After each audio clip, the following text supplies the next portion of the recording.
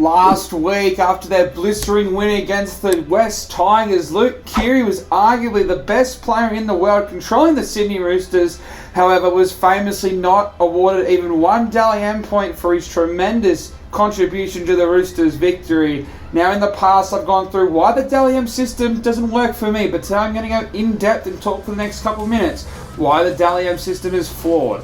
So we'll go straight into what I've just said. Last week, Luke Keary was arguably the best player in the round and wasn't even awarded 1 point for their win over the West Tigers. Daine Laurie instead was awarded the 1 point, which is an absolute abomination. Now, Sam Thaiday, it's one stuff up. You can't hate him too much, but you've got to be kidding. Daine Laurie was definitely the Tigers' probably best player, but still wasn't even close to the level Luke Keary was at. Luke Keary, in my opinion, was the man of the match, probably even the player of the round. He controlled that Roosters side beautifully, and I know Teddy and Morris were the ones who were setting up and scoring the tries, but you've got to say that Luke Keary had his hand in that just as much as those two did. And Luke Keary definitely deserved at least one Dally M point.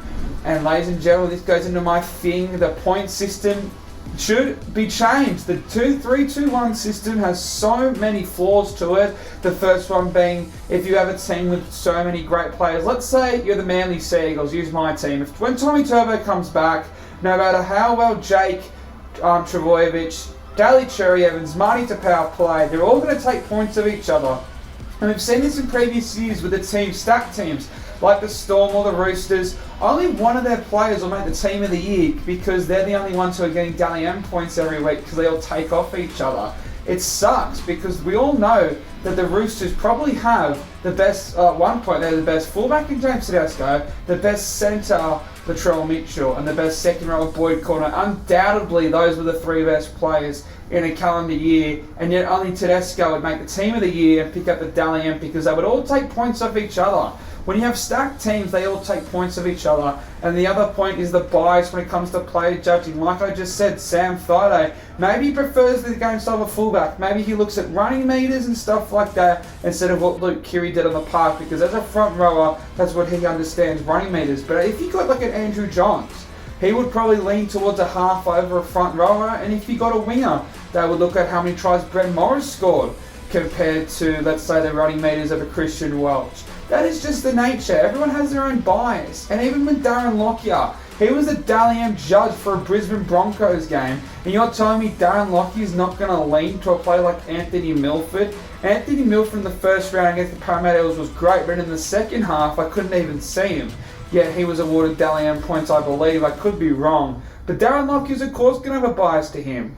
It's just, the system sucks. And we saw this last year when Jack Whiten was awarded points and won the Dally M in a game when he got sin-binned. Not saying you can't get 3 if you get sin-binned, but it just was his performance. And there's no one on this planet who would say that Nathan Cleary wasn't the best player last year. He took his, say what you want about Origin and the GF if he choked or not, but he took his team to the minor premiership and won how many games in a row? 17 it was if you included finals. So I think it's about 15 games in a row they won.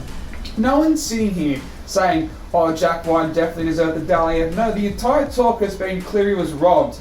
Now, here's how I would do it. Instead of just saying this system sucks and not giving what I would do, I'll let you know what I would do. I would just do what most sports do. You can keep the judges, let them all have their say. Thaiday, Joey, Darren Lockyer, all the former players who have judges now. We go through the year. We play the regular season and then we do nominations. So last year, let's say we give them Gutherson, Cleary and Whiten. 3, that's what most leagues do. They 3 in each Dally M will go 1, 2, 3. Who they think was the best player, second best and third best. And we pick teams out of that. And you can do that for the rookie, each position, and it can just be an end of year vote. Because otherwise it doesn't allow for, let's say, the Roosters who have so many superstars to take points of each other when they're all played great every week.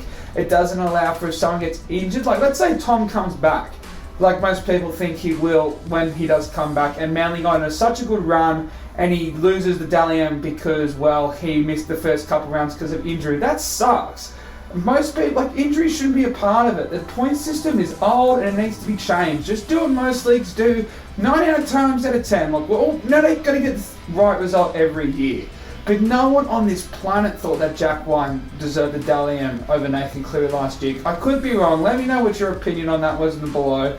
Let me know if you think the Dally M system needs to be changed. This is just me going a few of the pointers. I don't want to go too in depth and bore everyone about it, but those are just some of the factors why I think the Dally M system needs to be changed from the 3-2-1 system to just an end-of-year vote. You know, you nominate the players, don't make a pick out of every player. Nominate the players, use common sense. We're all human beings, we can use a bit of common sense. But ladies and gentlemen, subscribe if you are new, like this video, and I'll see you guys next time.